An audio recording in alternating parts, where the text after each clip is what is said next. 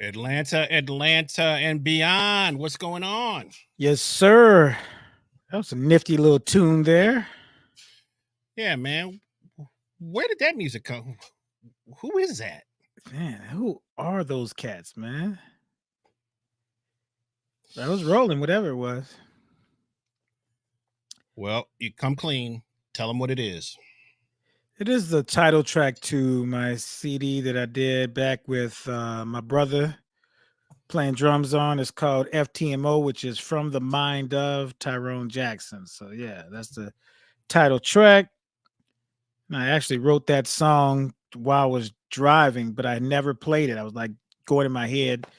I transcribed it. I was like, oh, now I gotta freaking play this song. So yeah. And I remember I had a different groove entirely, man. He was like, bro, check this out. Let me check this out. So now you made a groove that you had to relearn too. We did. Couldn't even play it when we started playing. I was like, man, how did I even do this, man? It's a lot of more boom, clap, boom, clap. I was like, I don't know how y'all do that stuff. I just got two hands. I kind of took what you already kind of had, the swing element, and I just sort of put a little groove on it, man. So now that record, is that still available? It is still available. And where is it available? Let people know. It's on Spotify. You can look up FTMO on Spotify. It's YouTube, whatever. And it's also on iTunes and Amazon Music too. Yeah, a lot of platforms. Yeah, all streaming. Google. Yeah. All streaming platforms. I believe. All streaming platforms. Yeah. Go check it out. Is the album on YouTube? The album is on YouTube. Yes. Okay. Yeah. Some people don't like to put their stuff up there on yeah. YouTube, but I don't know. What can you do, bro? I know. Thing is is for exposure now. Right. That's just what it is, right? Everything will be exposed. But musicians now don't have a concept of going to your mailbox and getting a check. No. They're like, well, I'm putting some content out there. Okay, so what are you going to do? Well, hopefully it builds some ads and I can get some money. It's like, dude, your content is the money. Right. It's like, stop giving your content away, bro.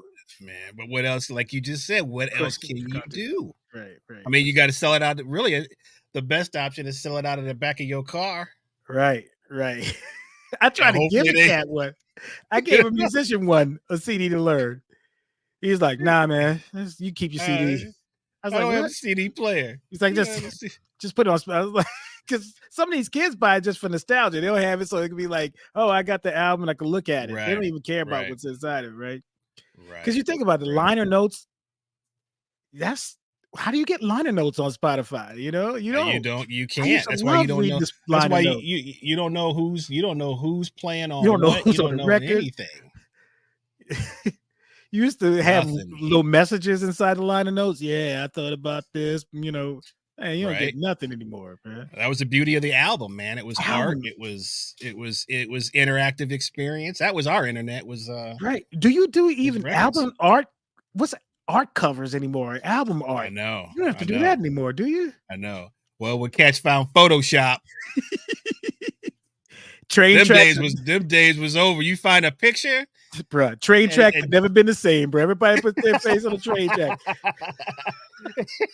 Moving, grooving. I'm like, are you on a train tracks? Or like, how did you get hanging over a cliff? right. With your instrument, right. Looking down, like. Right, looking over across the horizon like this, right? Come on, man. Come on. Bro, Photoshop. Oh, that commercial. My wife hates that I think it's a Google phone or something. Shout out to Google. Don't want to hurt our chances with anything that we on. But anyway. Please don't get us canceled. Right. But you can go there. This guy throws up his kid, right? And then he goes in and alters it, like he throws his kid up like another 3 feet in the air. I'm like, bro, first of all, dangerous. Second of all, you're lying. You didn't throw your kid up that high, bro. Oh man. What Hey, is thanks for. real anymore? I have no idea, man. That's a whole nother show. That's another show. Listen, thanks for everybody for hanging out with us tonight on this episode of Chop It Up Tuesday. I believe this is our 16th episode. I was amazed by that. I was amazed by 16 episodes. This is our 16th episode. And now that the YouTube has been working along with us, instead of me having to upload and all that stuff, it is directly on YouTube.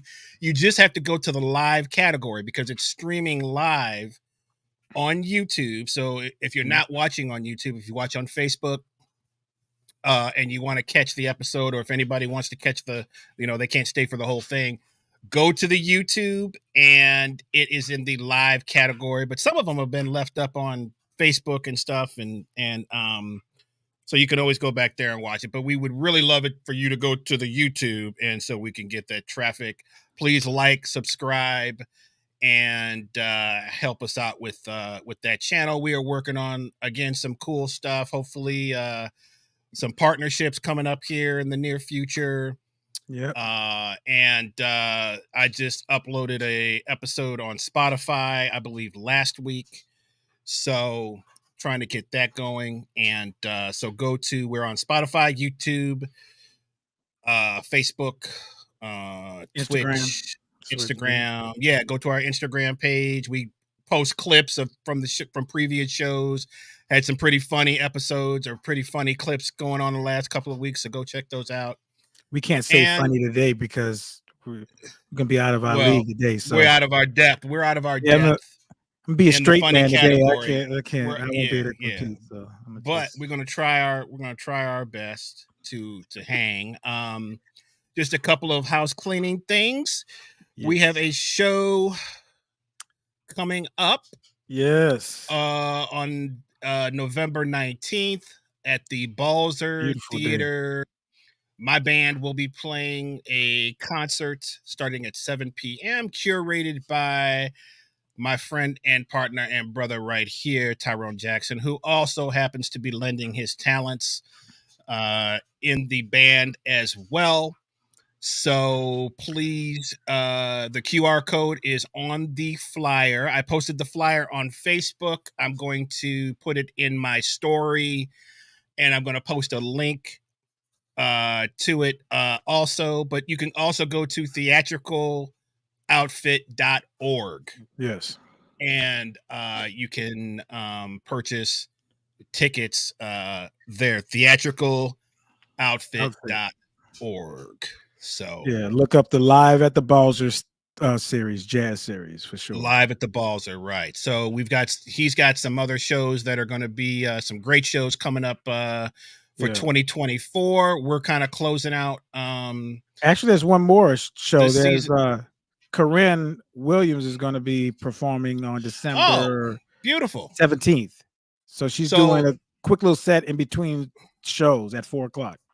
Okay, cool. Awesome. So we're the penultimate, if you want to use the $5 word. We're the penultimate show of the year. So is that going to be in between the play that's going on there, or what's Christmas? Going on? Okay, there's a Christmas carol, Christmas story. One of the things, yeah. Okay, cool. Okay. So yeah, but November 19th is a special one because I don't know if you thought about this, but that's also my birthday. So you got me working on my birthday. All right, man. Well, we're gonna have to make that double duty, bro. Yeah, make it a wing ding. That's what they used to call it, a wing ding, man. You remember that? No. You ever watched? You never watched? What's the show? The Dick Van Dyke Show, or the old 50? Those 50 shows. I remember that. Yeah, that's what they used. It was a wing ding, man. That was what they called it. And Donald Fagen said that in one of the Steely Dan. Anyway.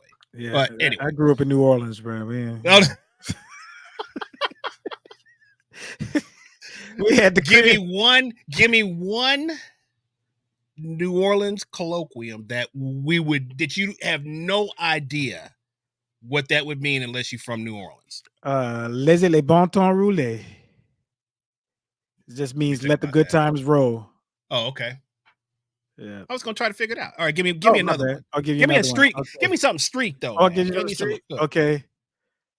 Okay, I got a couple. This is some random junk. What's up, Lil Farley? You try to do that somewhere else, they look at you like you're crazy. Like, What is it? LaFarley? Say it again. What's up, LaFarley? What does that mean? It's like, what's up, nephew? What's up? You know, what's up, Oh, LaFarley? okay. And then we say yeah and no at the end of sentences. We like, I was going to the grocery store. Yeah. I was gonna pick me up some stuff. No. You know, you're like, where you get that from? Boy, he was acting a fool. Yeah. They be big. Boy, one time I was telling my wife, I was like, look, Popeye's chicken tastes different in New Orleans than it does out here in Atlanta. She's like, you lying. It's a chain restaurant. I was like, I'm telling you. I got in trouble, bro, because I go through the line and say, hey, baby, give me a 5-piece. She's like, baby, what are you? Baby, that's what we say. I started changing my voice. Baby, that's what we say in New Orleans. Now put some red beans and rice on the side, baby. She's like, all right, darling. She's like, do you know her? I was like, I don't know her. I promise. That's how they talk. And another thing I told her, I was like, look, let's go to this drive-through daiquiri spot. She's like, you can't have alcohol. I was like, this is New Orleans. You can, right? So, bruh, she's like, I don't want to be in there when you get arrested. I said, babe, we're not going to get arrested, right? Right. Bruh, so we get the daiquiri. She gets it. She had like a work convention in New Orleans. Guess what she took her people to? The drive-through daiquiri shop in the limousine. And now they think that she the greatest thing. Now she's the one, right? She's the hip one. Oh, that's the little. You even drop my name up in that bad boy. You know? Oh, that's slick. That's so slick. All right. Well, I think we've covered all the basics. Yes. Let's talk about this guest. Oh, I'm excited about this guest. But you go first. Yeah. Okay. Well, I know this guest because she is she's part of the family, really. I'm not gonna say. I mean, she's really my sister from another Mister. Okay. But she basically is just about related through my wife. So, she is from Gastonia, North Carolina. I got questions about that. I really do. I got some questions. Hey, man, there might be a whole lot of them in here tonight, so you better watch it. I ain't scared of. They be hey, man. Nah, they cats will pull out. You know, they old school in Gastonia. Tates, bruh. They still wear the curl. No, I'm just kidding. Oh, that's Memphis. They wear Jerry curl. They don't wear the curl. But okay, no, they don't. So she is a part of the family. She's the first time I saw her, man, I had to be in the 90s sometime probably. Wow. I didn't know her at that time, but she was I was about to say, because she was one of the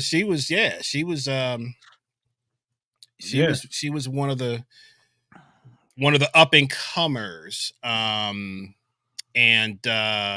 in the comedy game, and there's so many of those who, you know, have gone on to, you know, greater things or have fallen off or whatever, just like us, man. That's kind of like why I wanted to bring, there's so many parallels in the comedy game and in the music game. It's kind of crazy. And I think she got her feet in both, because she sings a lot in some of her stuff too. Like, you know, she be hiding that though. Yeah, she be hiding that. A lot of comedians do that though. They're gifted in a lot of different areas. You know, you think about Jamie Foxx, and they all got that third eye kind of thing, so they can delve into all these different worlds. Well, a lot of comedians, you have, I mean, they're vastly talented in other areas. Just like, think about Red Fox and all of the great.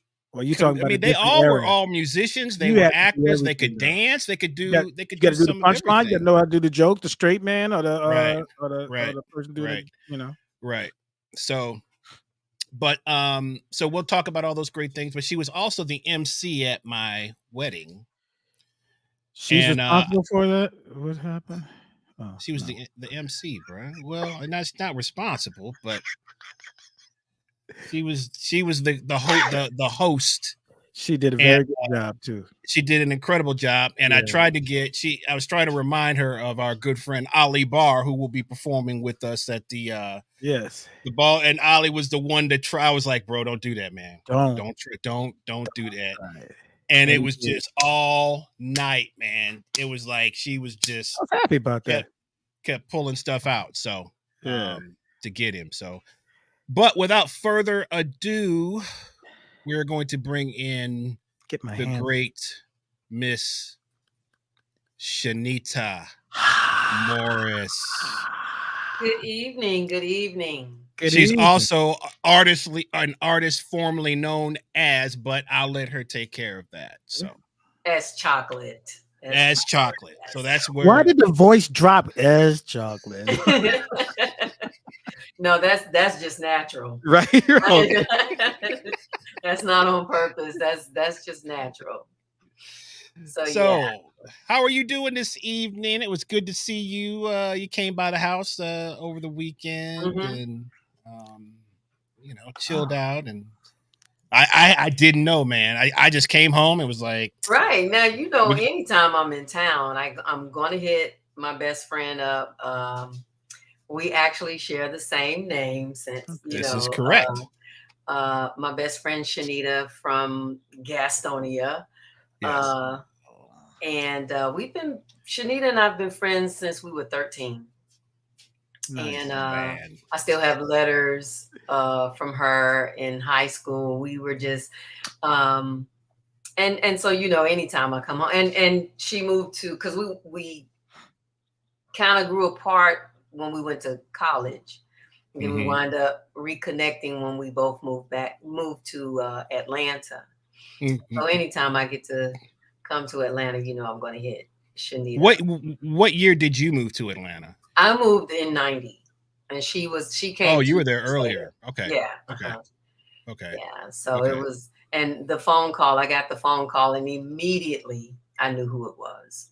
Right. Chinnita has an accent all her own. It is definitely a Gastonia accent, though. But I was listening to you guys talk about New Orleans, and he was saying he wasn't scared.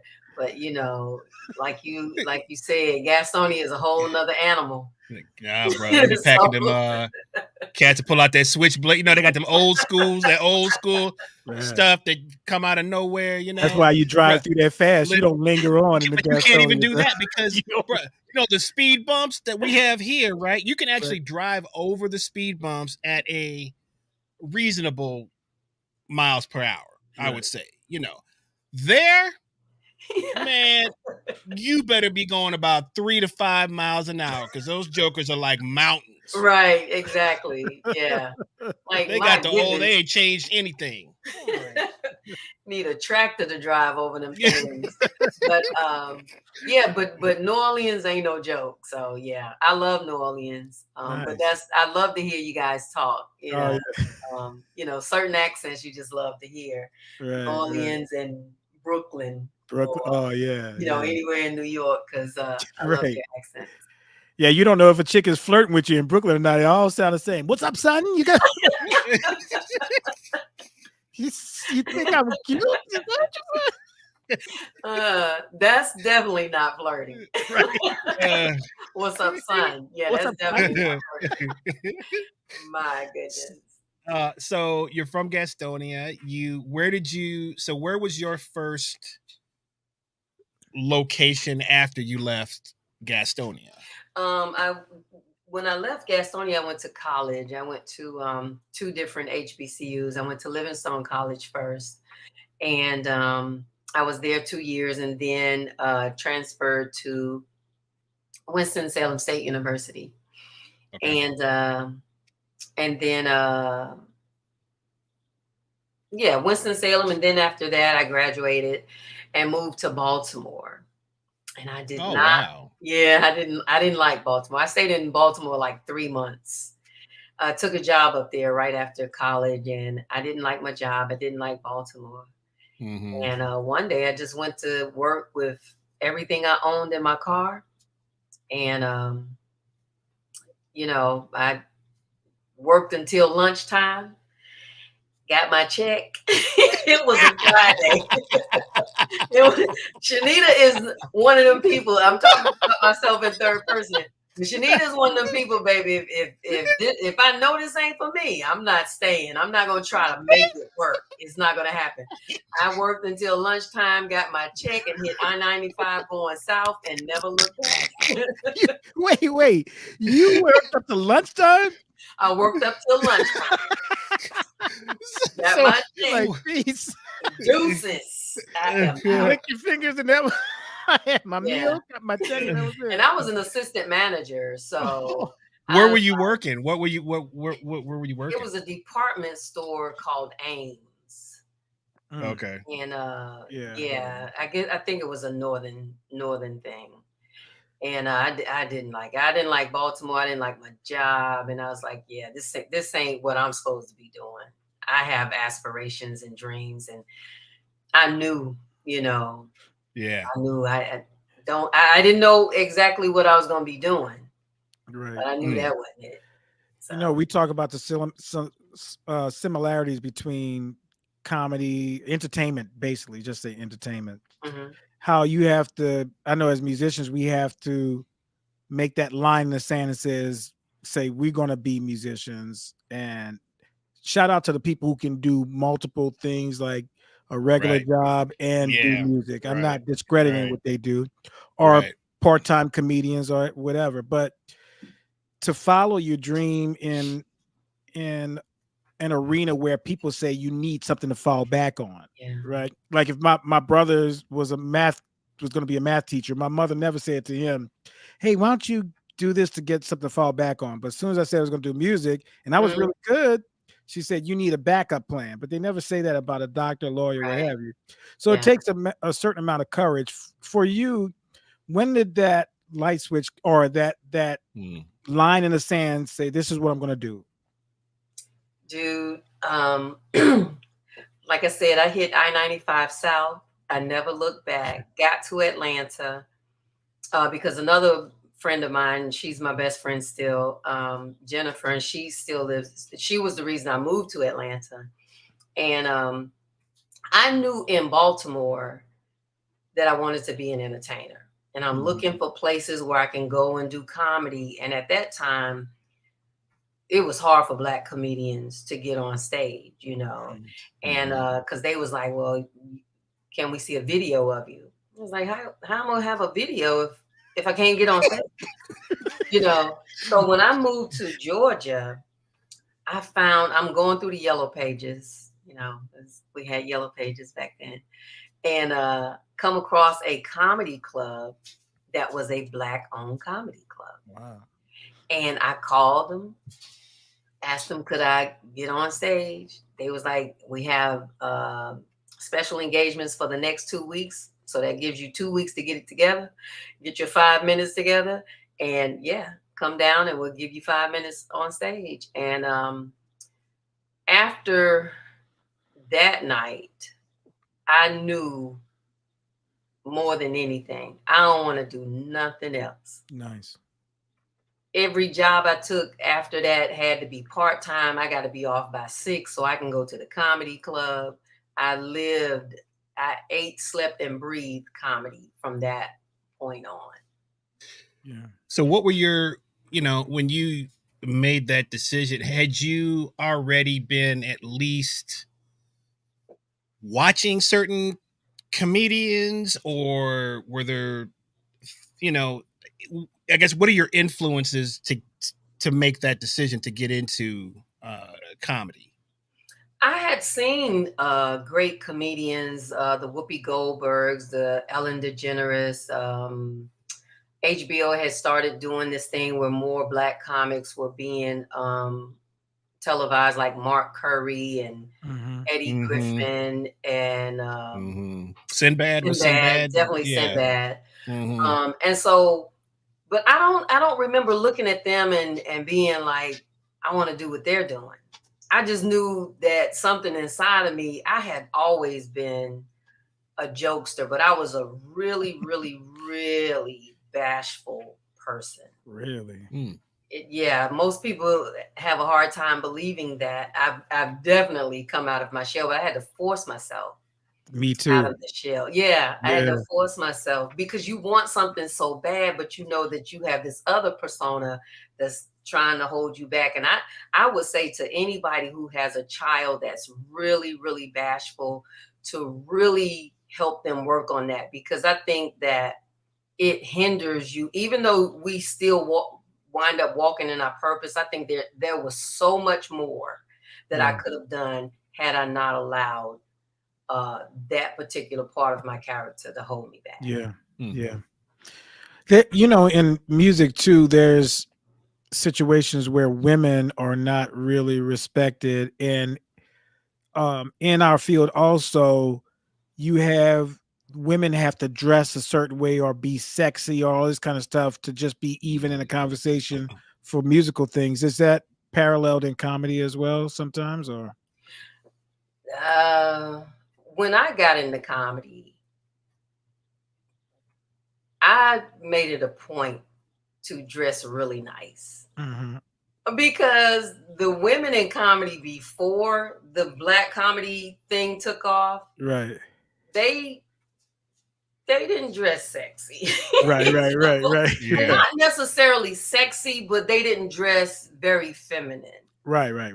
And so, I mean, you had Rita Rutner, who was, one in a million, who would. But Whoopi never wore a dress. No, Ellen DeGeneres, Marsha Warfield. Yeah. So the women in comedy back then, So I didn't want that stigma. Yeah. Right. I didn't want to look like that. I wanted to dress nice and, be very feminine. And I think when the black comedy thing blew up, we kind of changed a lot of that. Nice. So, style. Because you had a lot of feminine women, that took the stage and did very well.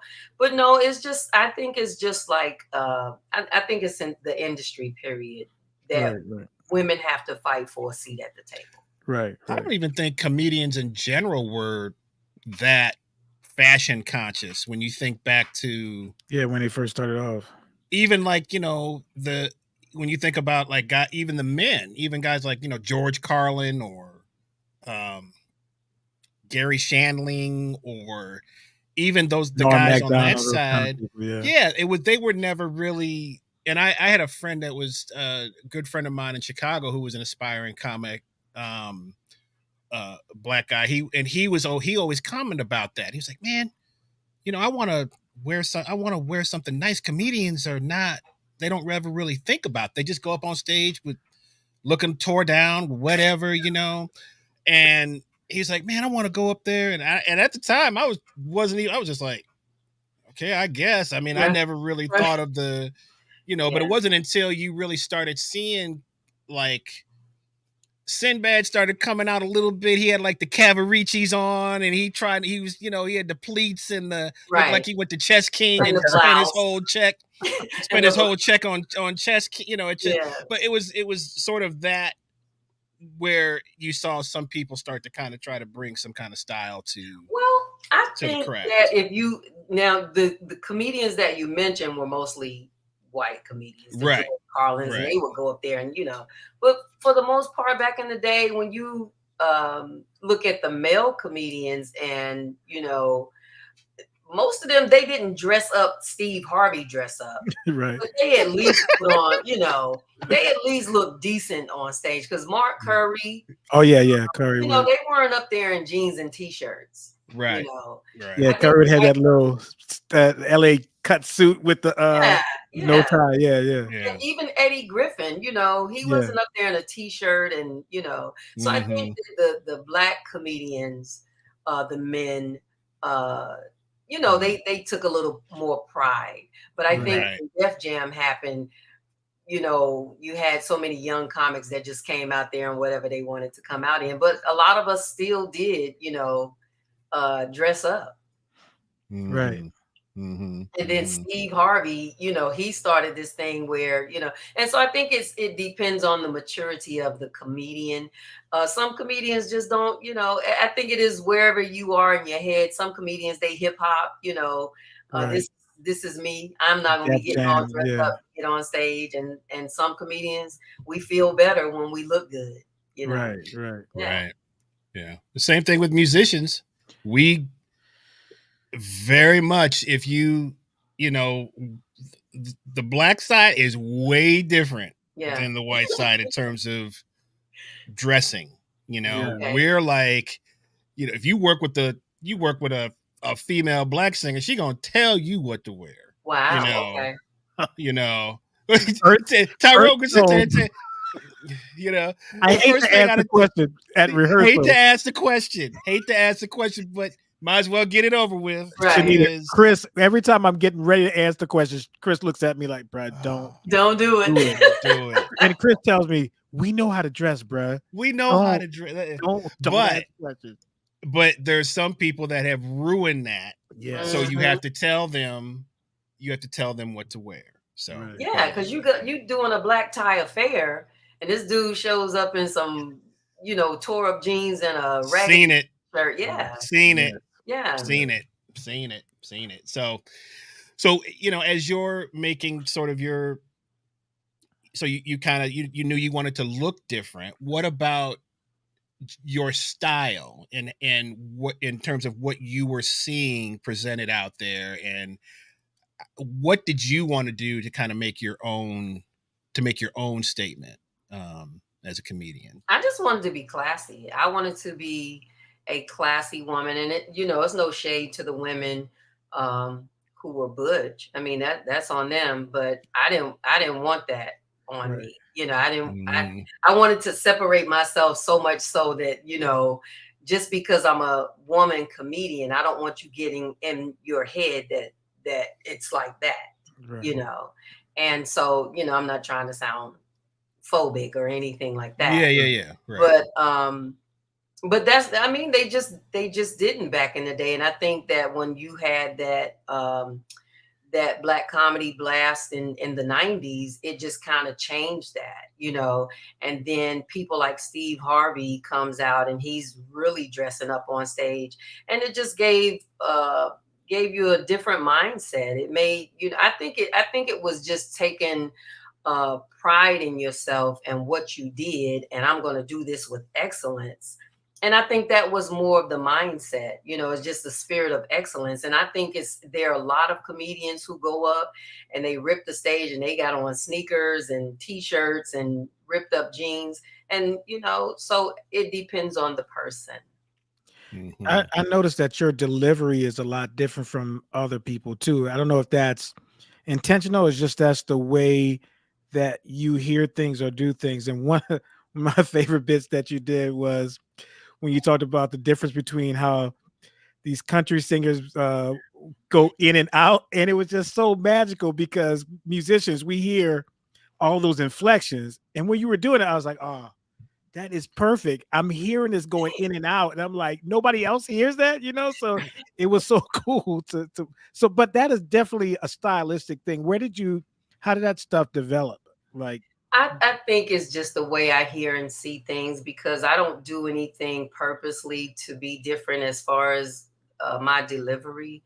Right. I think it's just the way I talk. I hear people talk about that dry humor or the sarcasm. Right. And I'm not doing that on purpose. I guess it's just the way I talk. Like I tease Chinnita about how slow she talks, not realizing I have that same.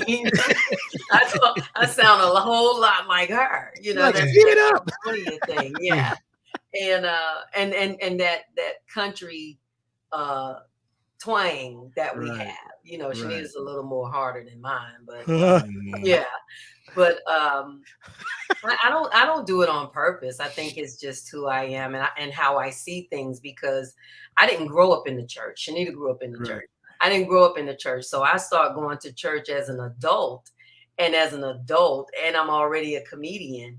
Yeah, I'm seeing some stuff like, really? Y'all do that? So yeah. Yeah. I think about this is a chance for me to ask a question I probably would never be able to ask.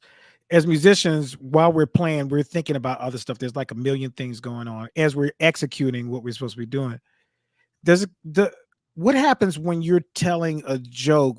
Or is there another thing happening in your head that's going on? Yeah. You like, ooh, I hope this one goes over. but sometimes when you're in a zone, yeah, you're thinking. I don't think most of the time when we're on stage, we're hoping a joke goes over. You know how your set is going to go after that first joke. Right. And so you're just up there having a good time. But yes, in your head, you are multitasking. Right. Because you're looking at the audience. Some of us are audience readers. Right. And we see the guy in the ugly suit who think he really sharp. And you gotta grab that. You can't let that pass. Yeah, sometimes things are so obvious that if a comedian doesn't address it, yeah, you look bad. Right. If somebody is sitting out there and they got the Patti LaBelle hair, the way she used to wear it, looked like she had albums on her head, and and everybody's like waiting on you to address this lady in the front that's blocking everybody in the back, and you just going straight through your set. Trying to make you look bad. Yeah. Do you think? But some people, they show up to get heckled. That's I think some people do. Definitely. Think some people do, Chris. Definitely. Because sometimes after a show, people be like, "Did y'all playing that?" Like, I don't know that dude from Adam's House Cat. So yeah, you just. But I came at the famous Comedy Act Theater in Atlanta, and we had some great teachers. Chris Charles was the house MC, and man, he used to just rip people for hours. Right. I mean, I done seen people get so mad at this dude. I done seen people throw bottles at this dude and everything, but man, he was the house MC and he was hilarious. Yeah. And we learned how to read our audience. Anybody who came up under him, he taught you so much. You don't just go up on stage and just do your set. I mean, if that's the kind of comedian you are, then so be it. But he taught us to be able to go outside of that. Nice. Wow. Improv. Yeah. You gotta be able to just, improv. There you go. Yeah, deal with what you see in the audience. So. Right. Is that so? How do you develop? Is that just night after night? You just got to be in there. You got to be doing it. You got to just, I'm trying to, because we have the same situation that happens with us. If we get caught in a certain situation where the song goes to the left, it was supposed to go to the right. It's like, oh, okay. Right. And if you have the, if you have the right people there, it could actually turn into something even better. Right. Yeah. But if you don't have the right, but if you were with guys that do not know how to navigate that, it is train wreck. Right. City. Exactly. So how did that? I mean, can you talk about some? I know you had to have some like moments of just like, oh boy, how am I going to get out of this one? Well, I became one of those women because not a lot of women will mess with their audience. Not a lot of women know how to deal with the hecklers. And like I said, we came up under Chris Charles. And so we kind of learned from the best. And so, when we had those situations, or when I had those situations, I wasn't the woman to mess with that. And not only that, even before I got into comedy, I knew how to handle my own. I came up rough, and had to defend myself a lot because of this chocolate skin and, just a whole lot of things, What's up, Midnight? What's up, Midnight? Right. What's up, Midnight? No, they weren't that nice. And so, I had to deal with a lot. And so I had to learn how to defend myself. So there was that. But I also, honed my chops in that. And like I said, we were at the comedy clubs all day, every day. whenever the Comedy Act Theater was open from Tuesday through Saturday. Yeah, you can also have other comedians heckle you too, so you gotta be. Yeah, I got heckled one time, and that was my first night meeting him, and he sat up front, and he was way too easy, and he was a comedian. He was a seasoned comedian, right? And this dude, he actually uses the joke that I used on him. Oh, he uses it in his set, and it was TK Kirkland, and yes. He comes and sits in the very front row, and he's trying to heckle me while I'm on stage. And I'm a young comedian at the time, but we gonna go at it. I'm not running from you. And TK got these teeth and all this and that. And he talks a nasty game on stage. And man, it was just too easy. It was too easy. I ripped him up. And the one joke about the teeth, I can't say it. I can't use it now. Y'all know better. He actually uses that in his show now. Oh wow. Yeah. It got him so good that he's just going to use it. Yeah, and he can have it because I don't talk like that. I don't talk like that no more. So. Yeah, he was doing the show. I was playing in a band, and the DJ decided, he said something about the DJ, and the DJ was like, I got the power to turn off the microphone. He said, well, I've been paid already. He just went off. He said the guy's name, I'm gonna say the guy's name because it's such a crazy name. He said his name is DJ Philly Phil from Fayetteville. And Kirkland started just going off on him. All right, DJ Philly Phil. From Fayetteville. You're not even from Philly. That's open season. It's open season. Open season. Yeah, man. I was on what's the guy? Michael Collin? Michael Collier. Yeah. I was on the elevator with him, and there's the Black Arts Festival in North Carolina, Winston-Salem. Winston-Salem, yeah. I was in the elevator with him. He said, what's your name? I said, Tyrone Jackson. And I knew it. He was going to get me. He's like, bro, you got the blackest name in history. Right. I was like, whoa, sir, we just met. Right. It was funny. So I was like, okay. Yeah. I like it. Yeah. Wow. I tell you, you might just want to go by Tye. Right. Yeah. Take it wrong off. Yes. And spell it TAI. That's good. Let me write that down. TAI. So who was so when you were, what was the name of the club that you were working Comedy Act Theater. Who were there other who else was coming through there at that time? Listen, not only were great comedians, let me tell you, my very first night on stage, Jonathan Slocum. Oh wow. I think Angela Means, and y'all don't think you know Angela Means, but you do. Means, yeah. If you know Angela Means. Yes. Angela Means is by Felicia in Friday. Yeah.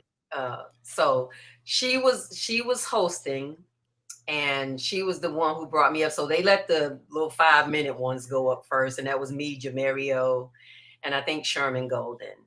But then the real show starts, and it was Jamie Foxx and D.L. Hughley, and I think Jonathan Slocum opened up for them. Wow. And that night, I watched Jamie Foxx do Ugly Wanda. And I think that was the first night he ever did that. Yeah. Yeah. Wow. Yeah. So my first night. But I mean, if you can name any of the greats, Bernie Mac. Bernie Mac took me on tour with him. Nice. One of the first tours I'd ever been on. And Cedric the Entertainer. Who else? Anytime Jamie and Bernie came, we went to every show. Wow. Because every show, the Young Comics was there for every show because it was always hilarious. Rudy Ray Moore. I remember watching. I didn't know who Rudy Ray Moore was. I didn't grow up watching comedy like everybody else. And I remember, man, everybody came out to see him. I mean, the lines were wrapped around the building. What do you guys look for when you hear comics of that level? Because I know as musicians, we we go to hear people that's like on that upper echelon, and we try to grab something from that, or just take in or see the mastery. What do you guys do when y'all see comics on that level? Well, at that time, those comics weren't on that level. They had been doing comedy a few years before I had. The only person I knew that was in it for years was Bernie Mac and Steve Harvey. Okay. Now the Joe Torres and all of them that were they had the notoriety, but they weren't as big as they are now. The D.L. Hugleys and the Cedric the Entertainers, and they weren't there. And we all remember when Jamie got his big break with In Living Color. Right. And so he was one of the first breakouts, But the thing with Rudy Ray Moore, I didn't know anything. I didn't grow up listening to comedy albums like so many of my other peers did. And so everybody was so excited about Rudy Ray Moore. I didn't have a clue. Yeah, so I didn't have a clue who he was. So I'm like, all these people are out here to see this dude. And man, 20 minutes into his show, God rest his soul. But 20 minutes into his show hadn't changed much at all. Right. So people are piling out in the middle of his set and leaving. I'm like, and it was the same stuff, but like I said, I didn't know who this man was or what his material. And the material was dated, but you're in the middle of Atlanta and you got these upscale Black people coming to see Rudy Ray Moore. So apparently y'all knew his material. Right. So why are you now offended? Right. But it's kind of they were offended. It's like we deal with some of that on our end with guys that they're stuck in a certain time period with what they do. And sometimes we call it shtick. It's like they have this right? So it's the same thing with like, Dolomite with the rhyming. Right. It's, and how he's talking about women back then. Right. Them women, they successful business women. And man, so I think the men wanted to stay, but the women were like, I'm not sitting here listening to this. It was hilarious. Yeah. So what's the next step for you after, you're sort of client, you're getting your feet wet, you're working the clubs, and, you hear stories of all of these guys tell their story of being on the road, doing these clubs, doing, X amount of shows a night, showing up, sometimes not, getting paid, not getting paid, having to fight to get paid, and you're just going to club, and the Black clubs are always going to be the hard. I mean, that's just the Chitlin circuit. The Chitlin circuit. So, what's your journey like through doing some of that stuff? And then when did you say, I've had enough of this? Well, let me see. My very first away gig I will have to say this. When they gave me a week at the Comedy Act Theater, when they think you're funny enough to open up for a week for whoever's there, and you get $50, you in hog heaven, because this is your first paycheck. You mean I get paid to do what I'm loving? That's and right. And then when your pay goes up to $100 or $200, and I think my first away gig was in Detroit, and it was with Sinbad, somewhere at a club, and I think my hotel and my airline ticket cost more than what I was getting paid. Right. But it was just a blessing to, see what you've put in all this work for come to fruition. And I was a rebel, because I was one of those women that, people are coming to the club and they want to see Chocolate, but y'all are not paying Chocolate what you're paying the other guys who started with Chocolate, and ain't nobody asking to see them. Right. And me and one of the guys was really, really close, and he was letting me know, no, I get paid this much.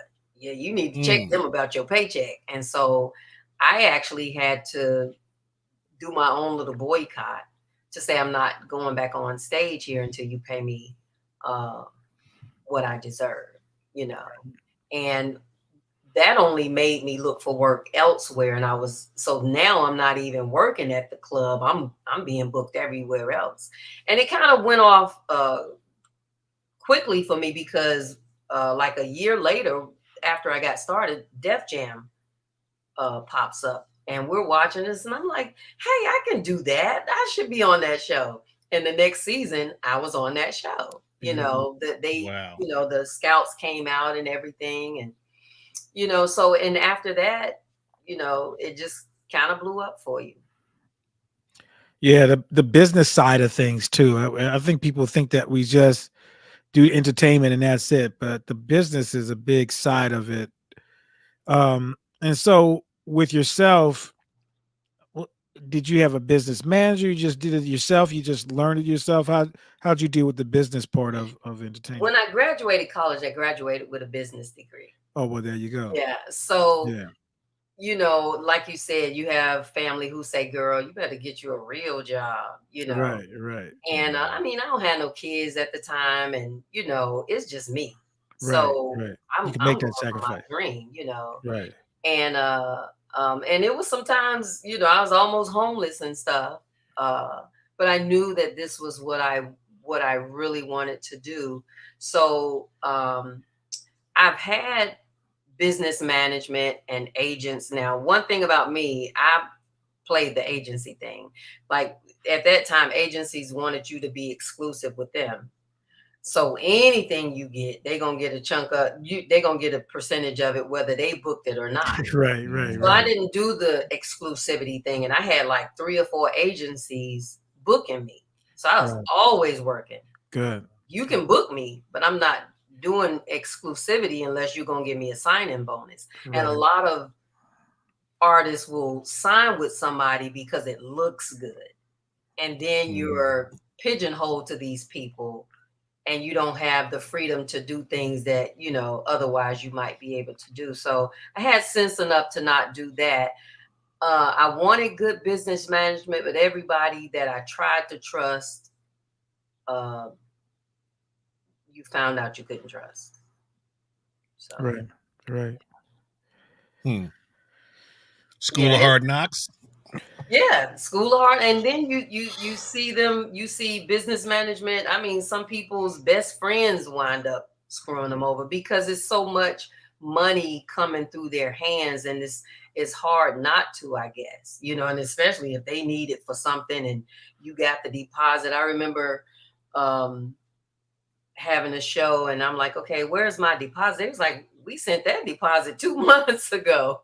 You know, yeah, you know, but the person that it was booked through, yeah.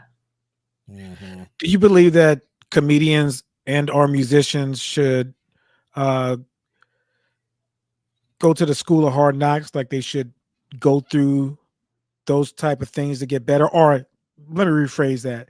Should they, in starting off, maybe not get paid as much money, like, you know, as you start off with something like you shouldn't be up to $500 a show if you haven't done a set yet. I'm not saying that's how I believe, but that's how I believe it. Not if you haven't done a set. You got to pay your dues, right? Yeah. Well, I believe that you, and guess what? However long it takes for you to pay those dues depends on how good you are. Right. And if somebody's willing to pay, if somebody sees you one time and thinks you're hilarious, and they pay you $500 off rip, you know, that's not your fault. No. But you got a standard that you got to live up to, you know. I mean, I know a comedian, you know, he didn't go through what we went through, you know. But he's just one of those dudes who has confidence in himself and he knows his worth. And his first paycheck was like $500-$700. You know, where my first paycheck was $50. Right. You know, so whenever he was booking shows, that was his standard. You got to give me at least $500 to $700, you know. Right. So and like my first year, I was happy to get $200, you know, to do what I love doing. You know? And you know, me and Chris, we tried, especially I'm in education, I try to bring the younger musicians in to the fold. And so when we were coming up, we were hungry when the older guys are like, hey man, come play this set. I didn't even ask how much money, you know, I had to go and learn. Now some of these kids are asking me like, how much does it pay? I was like, listen, you should be paying me because I'm going to be holding your hand through this gig. Right. And, you know, basically I just tell them you need to be on this gig. That's right. I'm going to pay you. I'm not going to be unfair.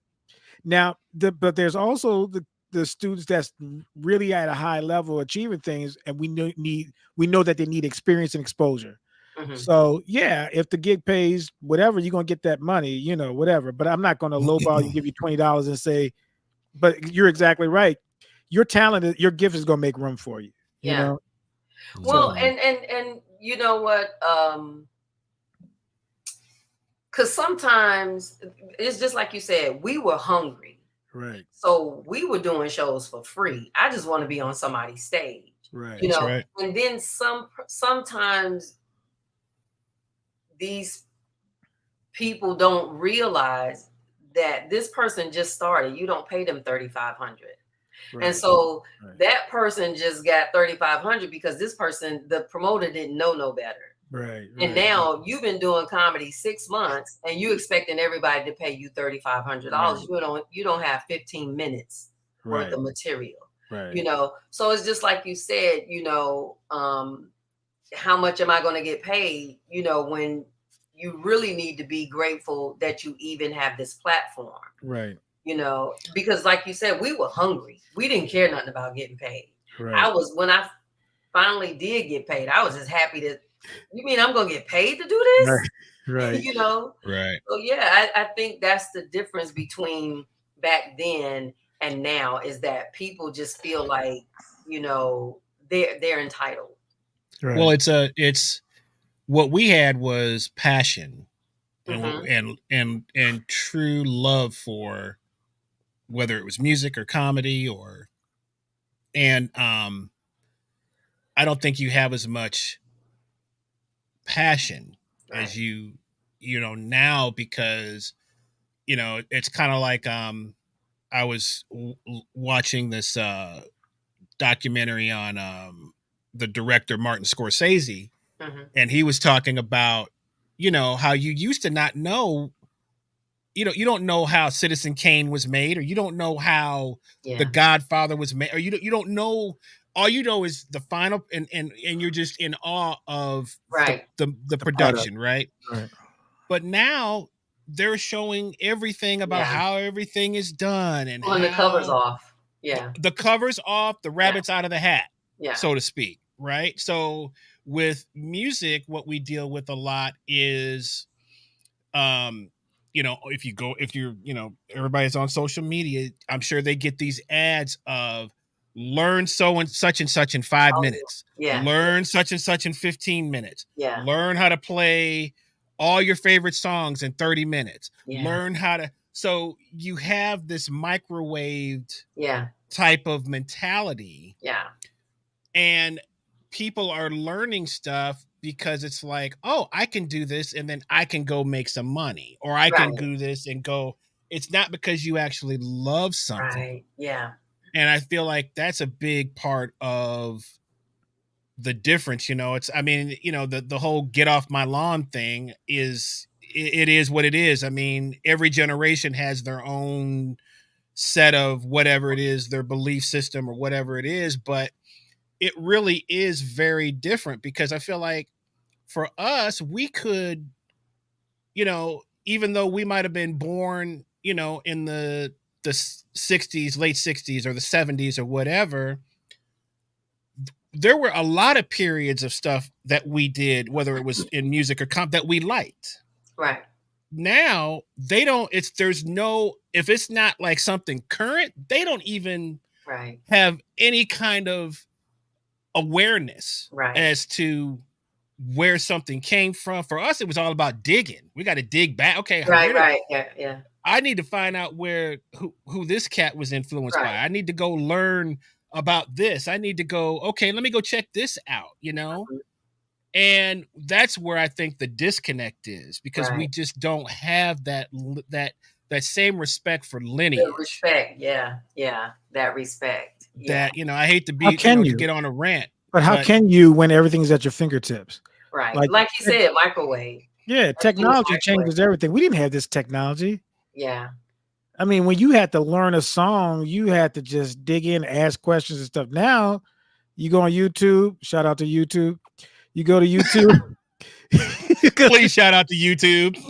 You can learn anything you want. You got a hard pass. Anything you want in 5 minutes. In 5 minutes. So how is the comedy game changed? Because the social media comedians are here, boy. Yeah. So what has that done to? Because I've heard some, I mean, for lack of a better word, some pissed off folks about, they put these hours and hours and struggles and like. So talk to us about that, because that's I really want to know about. Well, it's different because we're living in an age now where you're popular if you are viral or if you have 100,000 followers. And we're from the old school, so that's not how we roll. We ain't looking for followers, on Instagram or whatever. We do what we do, and so the thing is, people will book some of these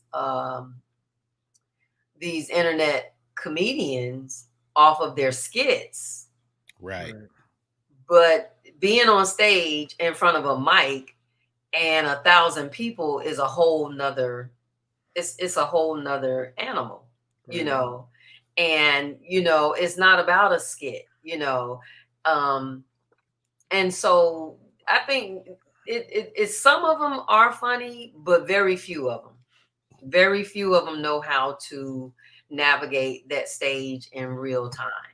Yeah. And so when these promoters book these internet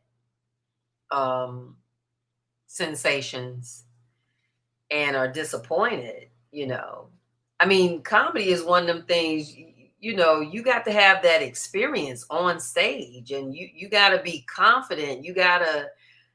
It's just a whole nother animal. You can't get up there and just think you're going to come off the top and you just quick like that. No, because one little thing in the audience, you do one joke that don't go over like you're used to it going over, it'll throw you off.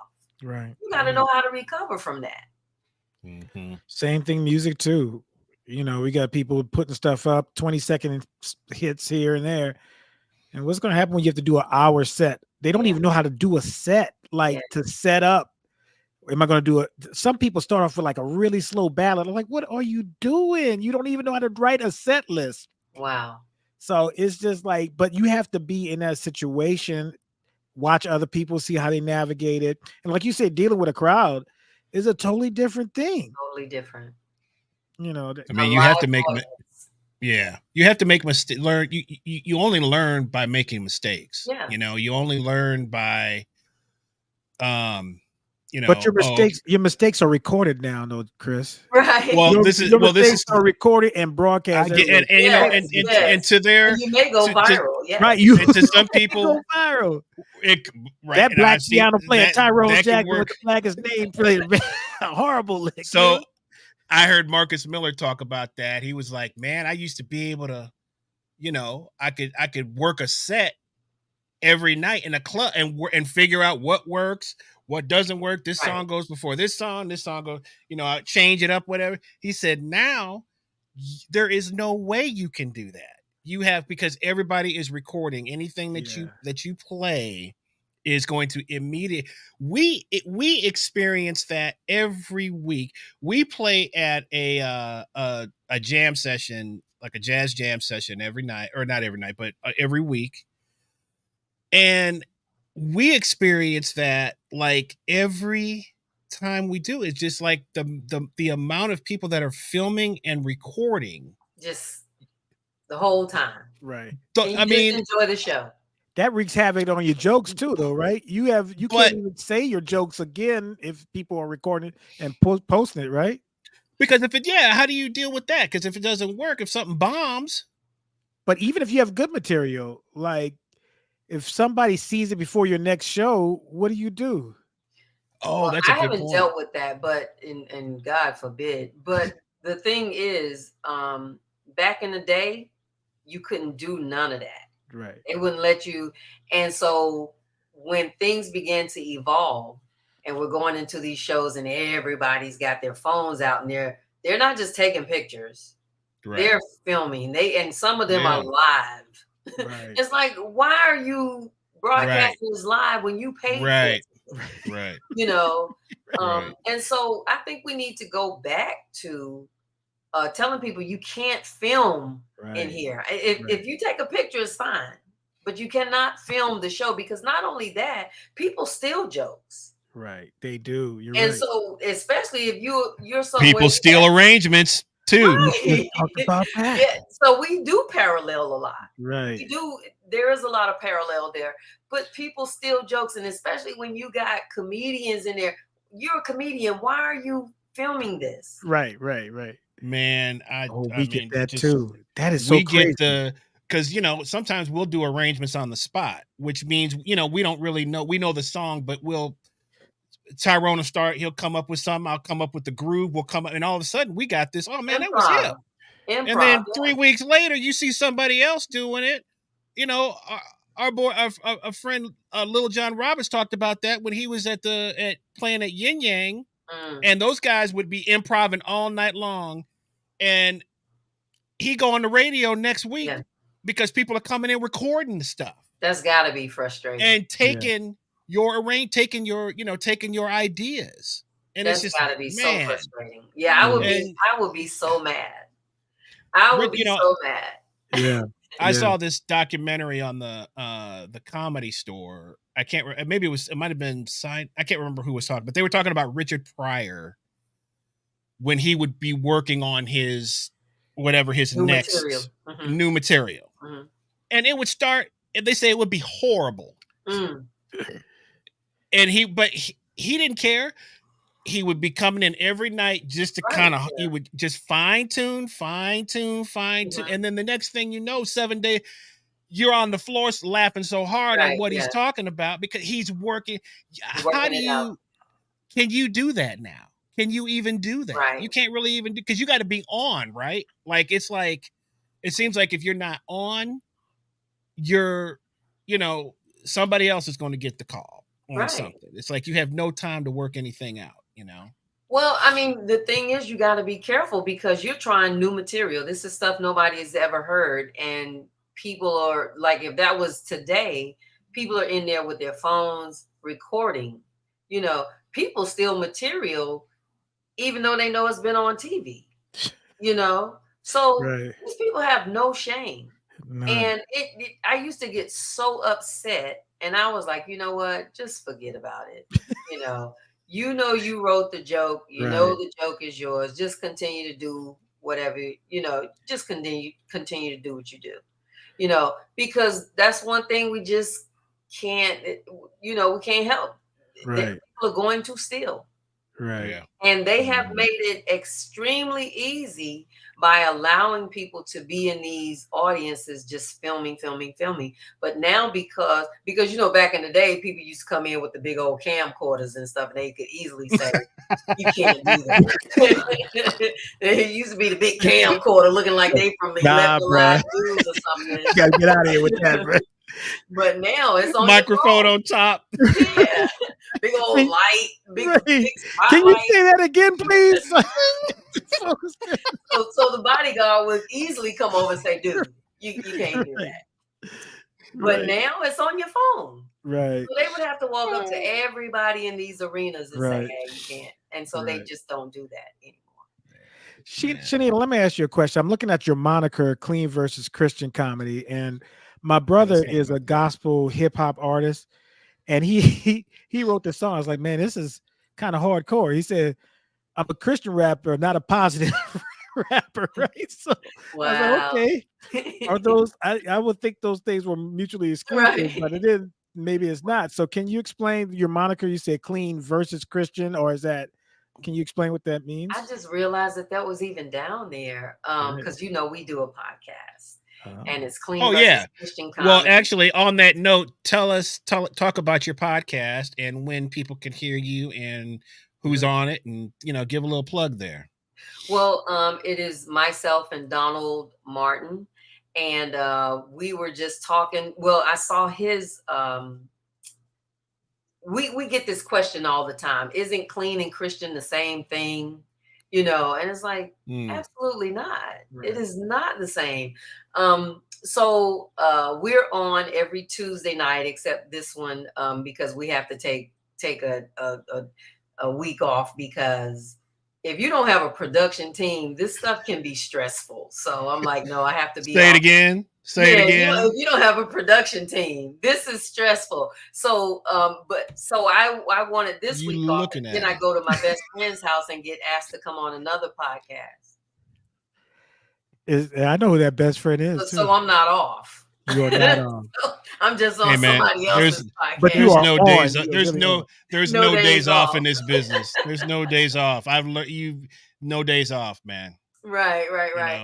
So I don't know about your brother, but he's the type of Christian comedian. So when you say it goes hard, what do you mean by that? Well, he'll call out people with his raps like, but your ties are supposed to do it. I was like, whoa, okay, bro. you going in on the system? He's like, I'm a Christian rapper, not a positive rapper. I was like, as long as he's speaking truth. Yeah, but he's yeah. It may hurt.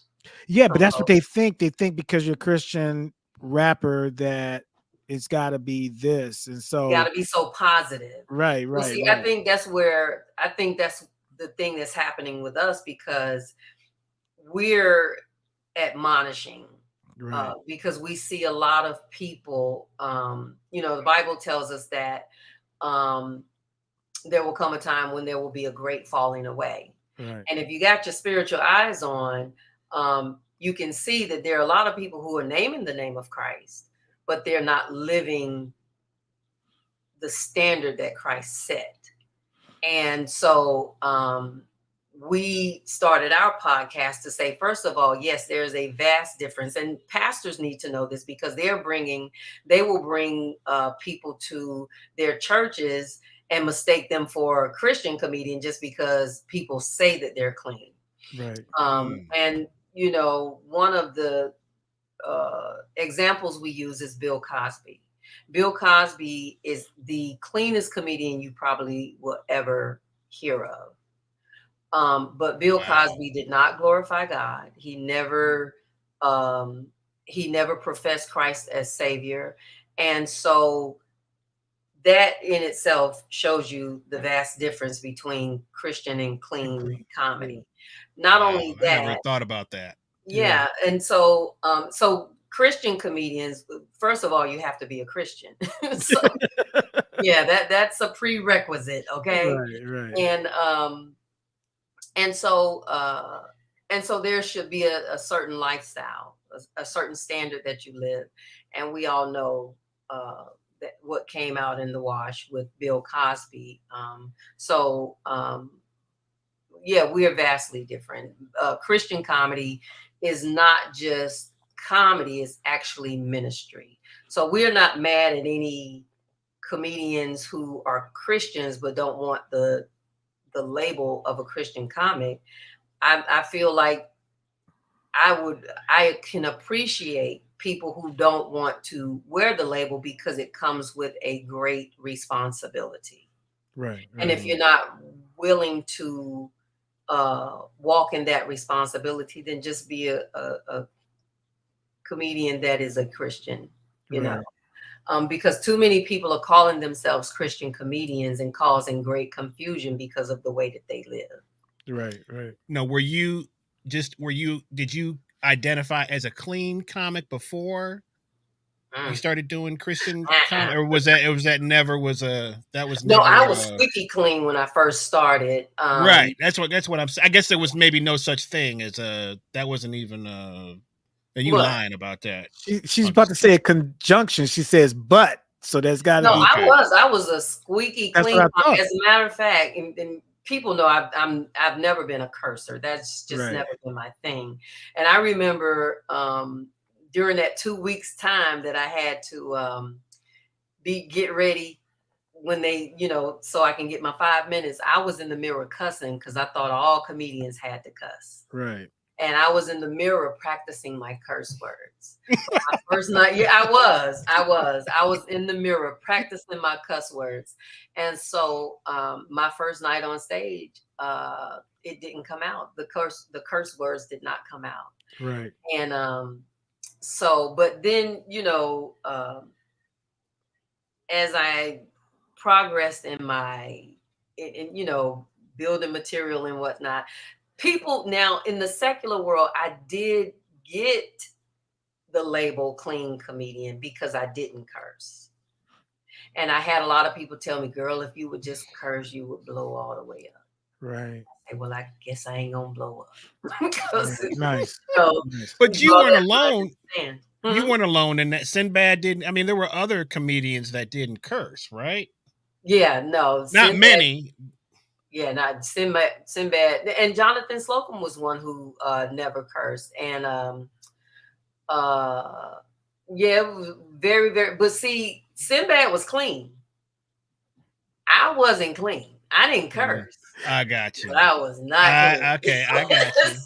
I got you. Okay. Yeah, no, right. I didn't curse, but I was not clean. And as some people even thought that I cursed because I was, my signature pieces was like trifling bastard, and I used the N-word profusely, and so a lot of people didn't realize that I didn't cuss because of I camouflaged. Why do you? A lot of other stuff. But why do you think that? Why is that such a big deal?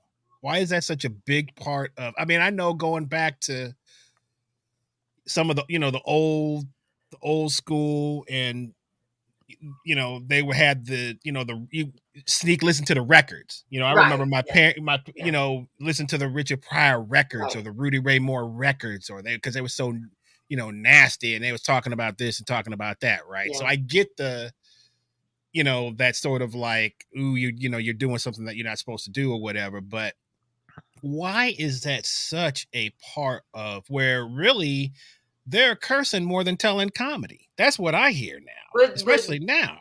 So you're saying, what's the big deal about what? About having to curse in your show. Why is that so important to people? Listen to me. I because there's an audience for everybody. Yeah. There's an audience that want to see the chocolate that doesn't curse, the comedian that doesn't curse. But the majority want some cussing. Yeah. I've had people come up to me and say, "You funny, but I need to hear some cussing." And this was when I was in the world. Right. This is when I was doing that kind of comedy. And they was like, yeah, no, I need to hear some cussing. You got all kind of people. And so, all kind of people make the world go round. And so you would be shocked to hear what some people want the flim, flaring, filth. They want that. Yeah. That's what makes them laugh. They don't want the Christian comedy. And it's all wherever we are in our walk, in wherever we are in our lives. Is it music too? Because there's some people just want the raunchy music, and you're like, can we do better than that? And they're like, no, I don't want to do better. I want that. Right. I want Maury Povich. I want, I want the Luke. Right, Luke, Miami. Yeah. Because I remember being, when I was in college and NWA came out, or the West Coast rappers, and they was doing the crazy rap, because I used to love the old school rap. I used to love it, you know, and I used to love to dance. But honey, I was just one of them people, when that music came on, it wasn't a beat good enough that was going to make me dance to something that was disrespectful. I'm glad you said that. I'm getting off the floor. No, I'm glad you said that, because a friend of mine invited me to her spin class, and they played that Luke music. I was spinning so fast that I almost had a heart attack. I was like, that wasn't even about the curse words. It just was how fast that junk was. Oh my goodness. But it was going into my head the whole time, you know. Yeah. Don't stop, get it. I'm like, what's going on? And of course, the video was up there too. I'm like, I can't even ride the bike to this thing. I'm about to have a heart attack from what I'm seeing. I'm about to have a heart attack. They had the video going. Oh, they had the video going. I'm like, are y'all seeing this? Yeah. That's like some serious juice. You're making. And you know, on the spin classes, your shoes are anchored into the pedals. Yeah, I can't even get out. I can't get off. Bro, I swore. And then here's the worst part about it. They can see your speed on the screen, how fast you're going. I remember the lady saying, she's like, your bike must be broken. I was like, yeah, it is. It's broken. You were going that fast. Smoke coming out. Going that slow. I couldn't keep up with that. Your bike done started smoking and everything. Oh my goodness. I know you were thinking to yourself, I am never coming back. That's exactly it. It took me about an hour in the parking lot just to recuperate. Yeah. Oh my goodness. I guess, you know, a lot of that comedy, it kind of mirrors music. It mirrors what's going on in the day, the comedy, music, you know, as I sit here and, you know, I get called a hypocrite a lot because, of course, one of my favorite artists of all time is one of the most explicit artists of all time, which is Prince, you know, and Rick James. I used to love Prince. Okay, but I mean, I'm just saying from a at that time. Did you have the butt out jeans? He had the butt out jeans. Well, see, that's when a light came on for me. Okay, but what I'm saying is, especially the early stuff is really like, wow, you know, it was because there really weren't any other than I mean, you had some artists, you know, there were Marvin Gaye would tote the line on some of those, you know, let's get it on, but it wasn't as in your face. I mean, Millie Jackson is really kind of one of the only other, just super like in your face, sort of like provocative artists, but there weren't that many. I mean, Little Richard, but people didn't understand what Little Richard was really talking about. Eddie Pendergrass, his shows, he'd be doing all kind of crazy. Yeah, stuff. You know, take his shirt off. But Prince took it to another with the thought, you know, with the androgynous look and everything. Yeah. But anyway, but he flipped. But he, you know, and this is so funny because, man, my mother always said to me, she's like, he's going to be a preacher one day. I said, you got your mind if he's going to be, but. She was kind of right because the cat was basically, he was definitely had flipped everything and you know, crazy. He tells that story, you know, and because he wouldn't even perform. There were songs that he wouldn't even perform anymore. But anyway, right. But the stuff that like we were listening to, guys, versus what is going on now. So I was just like following. I can't remember what I was. But I heard this song, Ski Yee. Have you heard this? I was like, okay, so it's a song because I keep hearing people say that, and I'm like, why is everybody saying that? What is that coming from? Dude. I mean, don't even go. Oh, check. I mean, it's like, are you serious? Is it like it's bad? I mean, it's so over the top. Raunchy. It's over the top. It's like this is got to be some kind of fabricated, like this is what you guys are really talking about. But the comedy kind of mirrors that because when you hear some of these comedians now, it's the same thing. It's like I don't even know really what they're talking about. All I know is it's just the flim florin filth. You know, and so I was like, is that how we're is that really where we are as a people? Is that really where we are? It's what sells. It's what's making money. Which means and so even in the music industry where you have the record companies pushing this filth because it's going to fatten their pockets. And we as a people, because I don't know about rock and roll or whatever they talk about, but the Caucasian people don't do stuff like that. You know, they're not disrespecting their women and saying all manner of evil to get a check, you know. And so we as a people, here we are, we're just selling our souls in order to be popular, in order to be on top, in order to get the bag. And is it really worth saying all of this stuff, you know? And so, yeah, I think it's in the entertainment industry, period, even in the movies, the acting and all of this stuff that we're doing, taking certain roles that, you know, make the culture look bad, you know, and even reality TV, you know. There was something on Instagram where a dude said something and all the women came for him because he was saying reality TV makes Black women look bad. And everybody was coming for him like, how dare you, yada, yada, yada. And I'm like, really? He's telling the truth, you know? But we don't like the truth. We don't want to hear that what I'm doing is selling out. We don't want to hear that what I'm doing is choosing money over, you know, respect.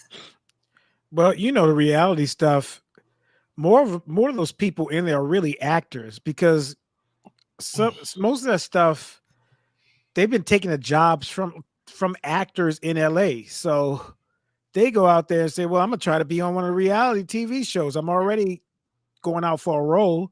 Yeah. So there was this lady, I can't remember what Real Housewives thing, but she's banded a bunch of them together, and they're trying to have a unionized situation because they give them a lot of alcohol on the set to do things. And like, if you look at every reality show, there's drinks everywhere. Wow. Well, if you're encouraging people to drink without having anything to eat or anything, and you film them, you're going to get what you're going to get. It's like the producers are setting up these scenarios for that. And that's what's selling, because that's what's presented, you know. But I think now, in the age that we can control our own narrative, you see people have more opportunities to create their own narratives. But even in that event, you see people still creating raunchy stuff on Instagram, on TikTok, what have you. Because a friend of mine told me TikTok in China is not like TikTok in America. Right. It's not. It's totally different. In a lot of countries, it's banned. Right. But TikTok in China is educational stuff. Right. And could you imagine if TikTok was like that for us here in America, how much you could learn an algebraic equation if a kid did that? Instead, we're seeing learn how to twerk in 20 seconds. You right. Exactly. What about this quadratic equation in 20 seconds? Show me that. Exactly. But America's a greedy country. You know, America's all about money. And so they don't care who they hurt to get it, you know. As long as it's bringing in money, we're not going to ban it. We don't even know what we eat in half the time. Right. Because, you know, America, I mean, look at Big Pharma. They don't care that you're dying. They don't care that this medicine going to help you go quicker. Right. You know, it'll relieve you for the moment, but actually it's killing you quicker. You know, America's just a greedy country. And so we fall into that because Americans are very entitled people, and we want what we want, and we want it now. Right. And, you know, so we have to harness that as a culture, our Black men and women, and say, no, I'm not going to purchase that. But it's too many people that are too far gone at this point. And that's just how they see the world. Say that again. Yeah. And, you know, they too far gone. It's how they see it, and that's how they want it. They don't want change. They don't see a need for change. Yeah, we had a show where me and Chris was talking about, is it even worth it anymore? Like to excel and get to your best, because the mediocrity is like, why would I tell a student, hey, you need to keep practicing and get good, when the mediocrity is like, hey, you don't have to get that high? It's a standard. That's a standard. Like, you know, some of these comedians and some of the writers, I know the writers are on strike right now, but some of this writing is not even funny. I'm like, this bit It's not. It's not funny. Right. I mean, and I'm going to step out on a limb. I love Tyler Perry. I worked with Tyler Perry, his first play. Right. But some of this stuff, and it's sad, that he even gets away with some of the stuff that he puts out there. And the longevity of those shows. The longevity of shows on TV. I'm like, some of the shows, I'm like, this ain't gonna be on a season. Right. And here it is, 6 or 7 seasons, and I'm not, trying to be mean or anything, but come on, really, if that was somebody else, we wouldn't be watching that stuff. No. But it's just like I think you said earlier, it's the acceptance of what's given, right? Yeah. If you people are going to be, just bring it back to the music thing. It's like, it used to be about songwriters. Yeah. You had to be a great songwriter, and your songs, there were people that would go at they were having 9 to 5. They would go to an office and write songs every day and try to sell their songs to an artist. That's how deep that was. Mm-hmm. And there was like this, it was serious business. It was an art. It was, now it's like those things don't even really exist anymore. It's about, but if that was what was presented to people and that was the norm, then I think other people are going to fall in line with that. People are going to fall in line with whatever the thing is at that moment. And now, especially where things just seem super easy and super mediocre, right? So it's like people don't even want to learn a trade.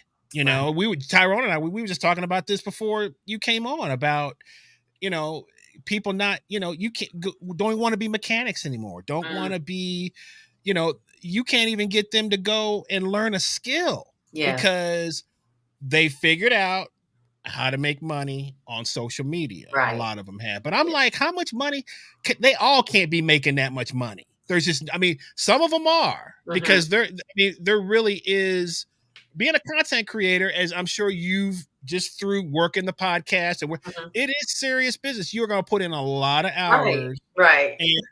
And there is an art, and there are people that are very, very, very good at that. But everybody's not that good, and not everybody's being monetized by this stuff. So no, because the only way, because like I've heard some people who I've talked to some people who know about this business and how it works, and they were like, just because you go viral doesn't mean you get paid for it. The only way you get paid for it is if you get commercials. You get the ads, commercials, sponsors. Yeah, you got to have that sponsorship, and so you can. So he was explaining that you can go viral, but that doesn't mean you get paid for it. Or if you do get paid just from that platform, it's very little to nothing. It's the sponsorship that makes you really pay. Right. Right. So, and there's only so many sponsors. There's only so many. That doesn't going to happen to everybody. So I'm trying to figure out what everybody is doing because. Yeah. Well, a lot of content creators, they're I guess they're booking shows in other ways or whatever. But for the most part, they're getting paid. But I don't know if they're making a great living off of it. They at their mama house, man. Right. They using up mama and dad electricity. Dad, can y'all keep it down up there? So, I'm trying to make some content. Yeah, look, they living in the basement. Right, in the basement. Yeah. So I don't know, because I didn't know Country Wayne was paid like that. Right. Oh my gosh. How is he? Who was paying him this kind of money to do a show? But from what I understand, somebody broke it down to me. They was like, no, his content makes that kind of money because he has the sponsorship. I'm like, wow. Yeah. Mm-hmm. I'm like, because I'm thinking off of comedy, Steve Harvey ain't making $300,000 a month. Right. Well, yeah. And he probably makes $100,000 a night. Right. Who is paying that kind of money every month like that, and it's not with the comedy shows, even though he's making great money with the comedy shows, but it's his sponsorships and commercials that keeps him paid the way he. I mean, he hit on something. Kev on Stage is another guy who hit on something. Now, Kev on Stage is the only Kev on Stage, and Anna Douglas, and I think Tony Baker, maybe Miss Christie. No, I'm going to say but they are the only three comedians who are content creators that I know that are funny on stage. Oh, okay. Yeah. So Kev is good on. I've never seen his. Kev is good, but Kev was a comedian before he was a content creator. Oh, okay. Yeah. Okay. Did you say something about? What about Tony Baker, Ty? Did you say something about him earlier that? Yeah, I thought Chinnita was going to go that Kev on Stage was like a Christian comedian, a Christian-based comedian. He was. Well, go ahead. But I wasn't going to say that Tony Baker. Don't open that. I'm not. I'm just saying okay. All right. That Tony Baker is not one of those type of Christian. Was he a comedian before though, or Tony Baker? He was doing the social. So who was Tony Baker? He's the one that does the voiceover for the. He does the animal voiceovers and stuff. But now he's parlayed that into a career, and he's with Kev on Stage on a lot of stuff. Oh, okay. Yeah, but he's parlayed that into a career. Just started off doing a voiceover for like animals, and cats. Cats, or like when the goats was hitting somebody, say cram and stuff like that. Right? Yeah, he was somebody's voice. Yeah. On what shows? I don't know Tony. Just social media. He was hit Instagram. Oh, okay. I think somebody mentioned him to me before. Okay. Yeah, I gotta go look up his stuff. Right. He had so many followers that he's parlayed it into a comedy career. But people still wants him to do the voiceovers. He's like, man, I don't have a lot of time for that anymore, Right. But they still know him for that. So, that's parlayed into a bunch of copycatters too. A lot of people now are doing the voiceover stuff, trying to parlay that to a comedic career. Oh wow! Okay. Yeah. That's really big. Any kind of mocking is going to be, where you're taking or people that find a viral video. So you started as a comedian, Cletus Cassidy. So Tony is a B. He started. Okay, he started. So he started off as comedian first too. Okay, cool. So how have you his social media? Have you tried to use social media to enhance what you do, or is that just something that it just doesn't? I know that I need to do better with social media, and I'm trying. And it's and I really have to purposely try, make myself do, the podcast that we're doing is something that I'm passionate about. So I enjoy doing that. But as far as like being on Instagram and stuff like that, that's just, I'm from old school. So it's hard to get into that like that. And I know some people who have like DL and Earthquake, like they're on social media. They have their social media stuff, and so many other comedians that we started with, or they have somebody to do it for them. But we from the old school, and they make the money where they can have somebody doing it for them. Yeah. Or but that's just not. Well, DL is to do better.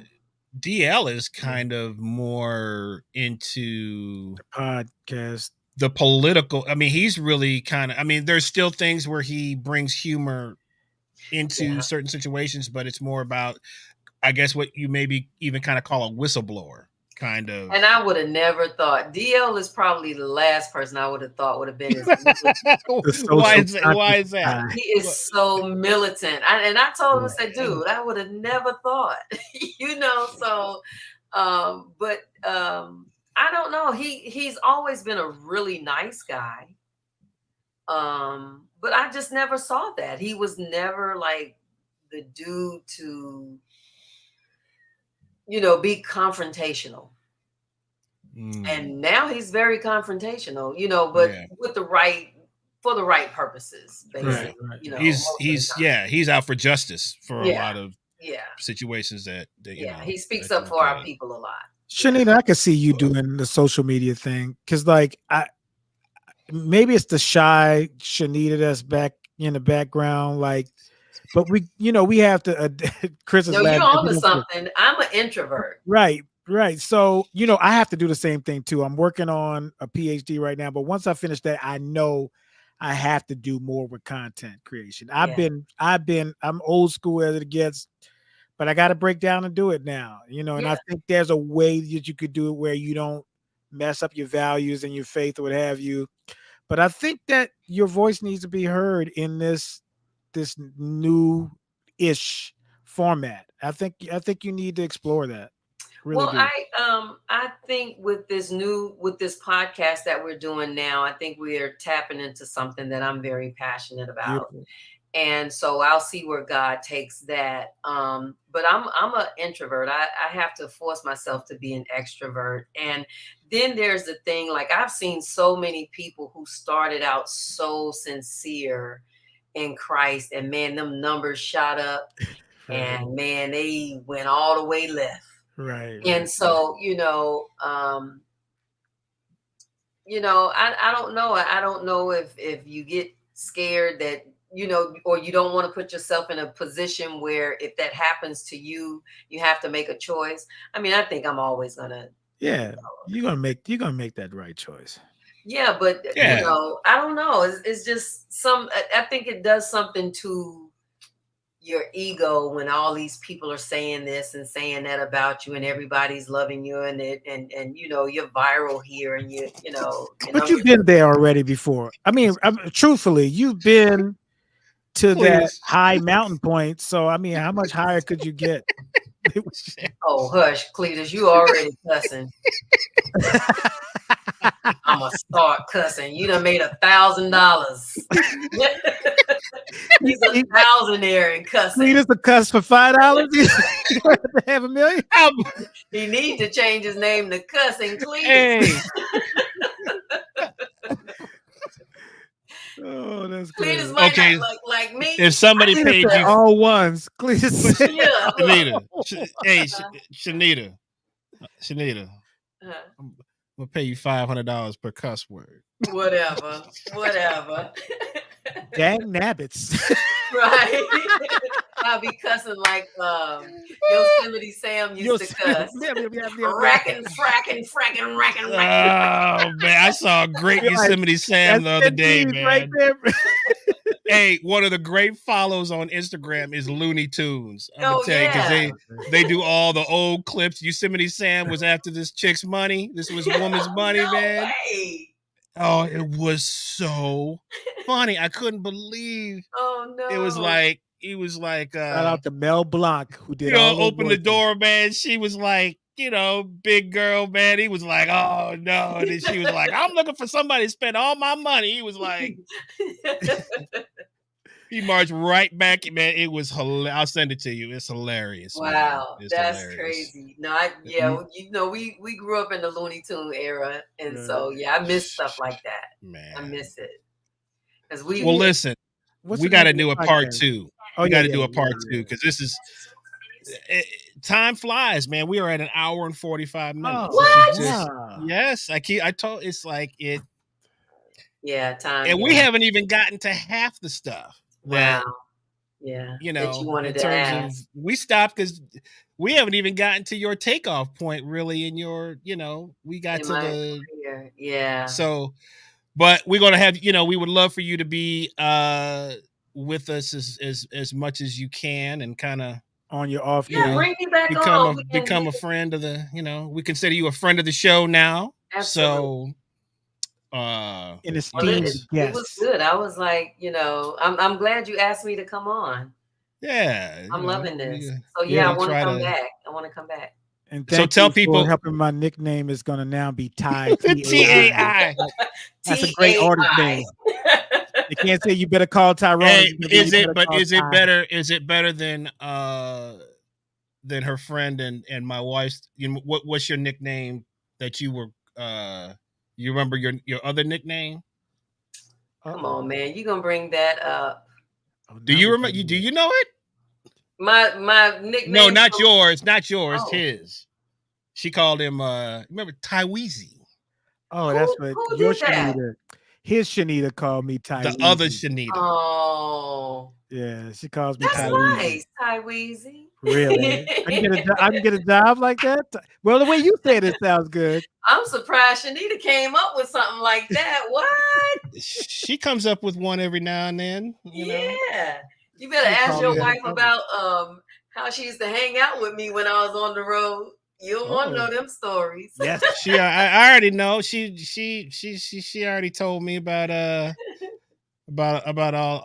days. Yeah, and we were living the life. We were having a great time. We were young and just having fun. It was a blessing. I mean, it's cool because you guys and when Dion Ferris was coming, y'all were, you guys were just, that was your circle of people. Yeah.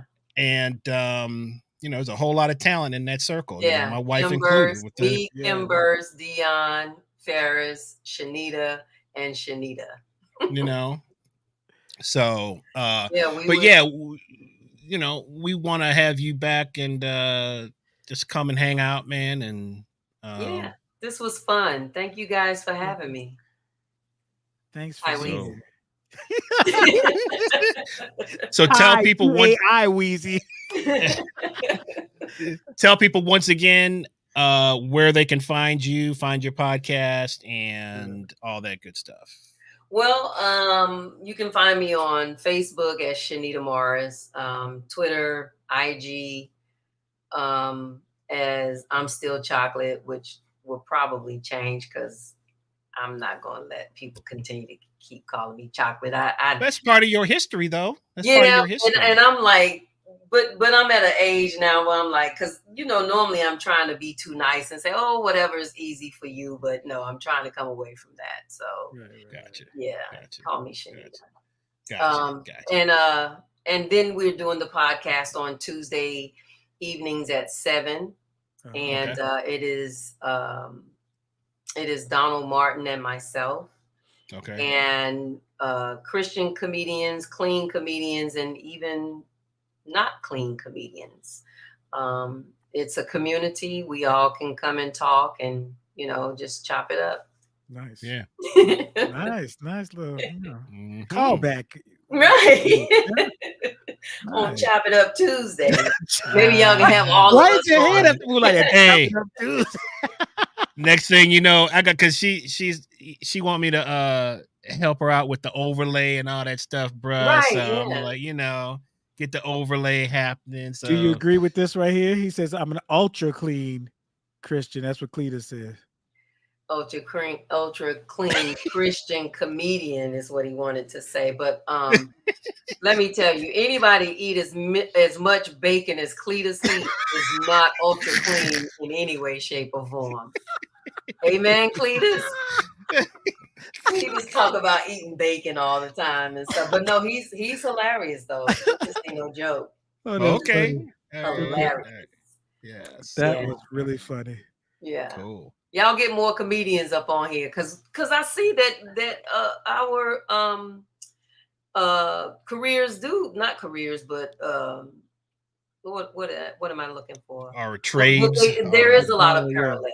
Yeah, there's a lot. Yeah, with musicians and comedians. A lot of stories, man, that I've of either comedian friend or just checking things. I'm like, man, they live just like we do. Hey, Jazz Cats back in the day used to have a comedian set, and they used to play behind it because comedians too. Yeah, right.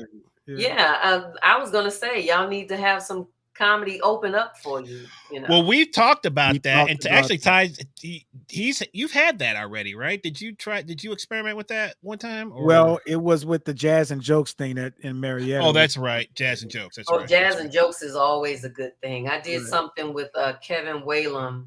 Yeah, I know Kevin. Y'all know Kevin. Yeah, Kevin. We did something in he had me with him in Nashville one year, and it was so awesome.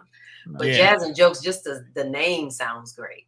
Right. Right. Well, we want to, we're going to do some stuff where we definitely want to, double bill Cross pollinate. Yeah. with, some comedians. So you'll be first on the list, obviously, for that. But Absolutely. I think that could go over Yeah, real well. So yeah, because it's you guys, you have a very mature audience, and we love that. So we love that. Yeah. But yeah, thanks, guys. Yeah. Yes. Thank you. Well, thank you. Okay, I hate long goodbyes. You about to dip? Chinnita about to dip. She's about to be removed. If we do this one more time, I don't like All it. right, Chinnita. All right, Chinnita.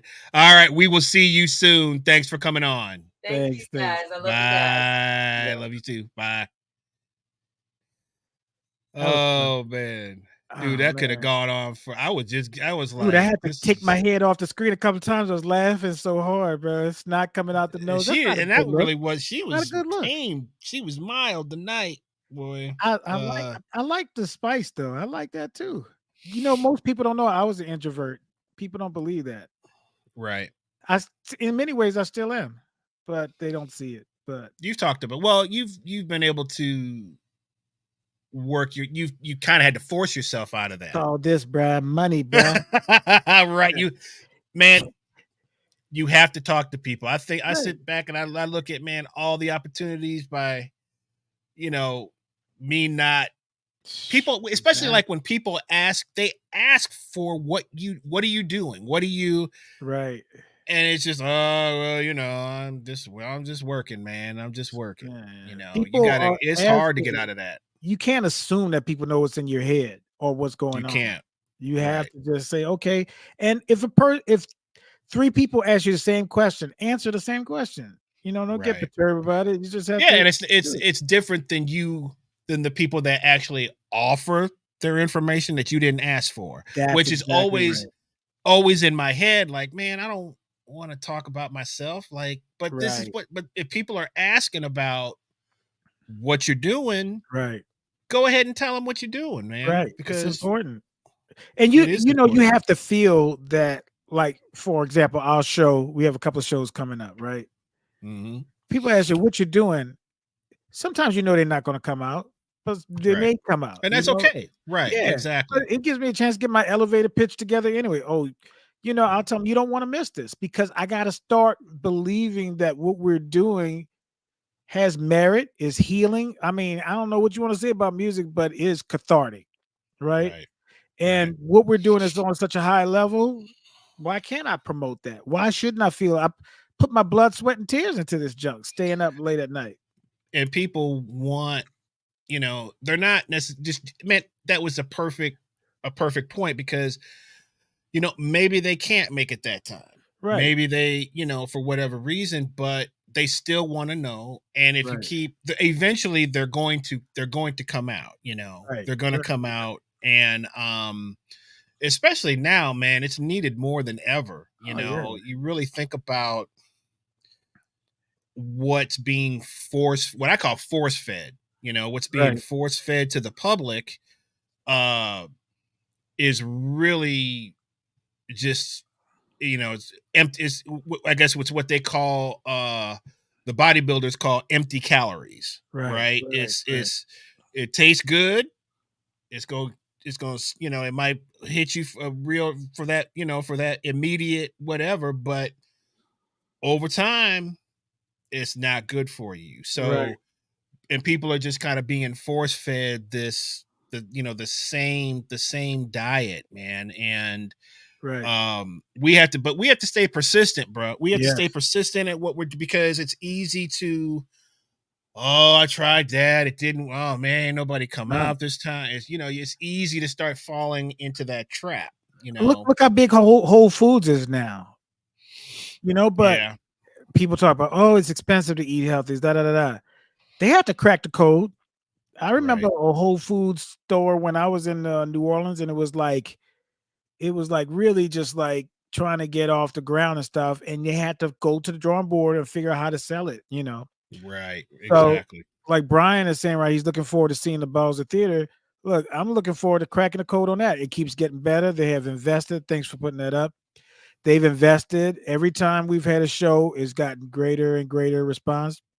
And so I'm persistent with that. I want to give good music and I want to give artists the chance to do their set. Their set, not sets. Right. I want them to pour out their heart in the music, what they do, and share what they do. And people come and enjoy it and see mastery on a whole nother level, But I don't want to convolute it with all the extra stuff. So, we're going to crack this code. But, if you guys want to see real musicians, if you want to see a passionate cat, come out to see Chris Burrows Collective. I'm not even saying that because I'm in it, because this cat is passionate and going to give 110% on whatever he does. He's not worried about the likes. He's not worried about that. But what you will get is a person that's passionate about a show. And but trust me, you curating this thing while other people are sleeping. You're thinking about what you want to do, what you want to give. So that alone, that has nothing to do with the playing aspect of it yet, Chris. Right. That alone merits people coming out to see that you have put your heart and soul into putting something together that you haven't even played yet. Right. Well, it takes I think that's the sometimes it's the dilemma of when because as a musician or as a player, when you are putting on a show, you're the leader. You have to get, you have to organize all the rehearsals. You have to think about what the show, think about the songs, you have to get the charts, whatever you need to do. It's like by the time you get to the playing aspect, it's like, oh man, I gotta play this stuff now because you've already put so much work into that. But it's a muscle that I think I do well, and I'm looking forward to getting back in that chair because it's been a long time, man, since I've done anything under my name. And I encourage other people who are really, who know how to put on a great show and put on, who want to get back out there, seek the venues. I know it's hard, man, because a lot of these venues, they are not into, especially when it comes to anybody's original music, unless you got 10 million followers on such and such, you're not going to get booked. So I understand the frustration in that, man, but that's what makes what you're doing so great, because man, the place is absolutely killing. It's it's in the same building as the Rialto Theater downtown Atlanta on Lucky Street. And it's a real opportunity to, you're not playing a restaurant. You're not having to play. This is like an opportunity for you to put on a concert. And that's what we need to get back to, man, is, we have some really good friends, Justin Varnes, who's doing the Jazz Legacy Project. I hope I got that name correct. That's right. Strand Theater. But who's really, man, you got to stick with something. You have to stick with something. You have to believe in it, and you just have to keep on doing it. But he's doing a great job of, doing sort of it's almost like a live masterclass, if you will, where he's taking a legacy artist of jazz and going and putting on concerts that are about this particular artist. And that's something that, we see that all the time with the rock, all these people doing these rock, the rock shows or and not very well at all, mind you, but because they're using a certain prop to get in the door. People want to, everybody loves the Rolling Stones. Everybody loves whatever. So yeah, of course it's going to sell, but it doesn't mean it's good. But what these guys are doing is good, and I feel like there's more, room, especially in the jazz community, for people to, start doing more things, especially it's got to start. It's just like politics, man. Everything starts on a local level. Right. You're not going to get booked at the Blue Note right now, but start on a local level, build your thing from there, really get it going, get a tight unit, pair up with some other people, do some shows with other bands, build your own thing. And I guarantee you that it will grow from there, so that's where we are with this. Right. Well, Brad, good show. Man. Yes, sir. So just leaving this up, we are at the Balzer 1119, 7 p.m. You can go to theatricaloutfit.org to get tickets.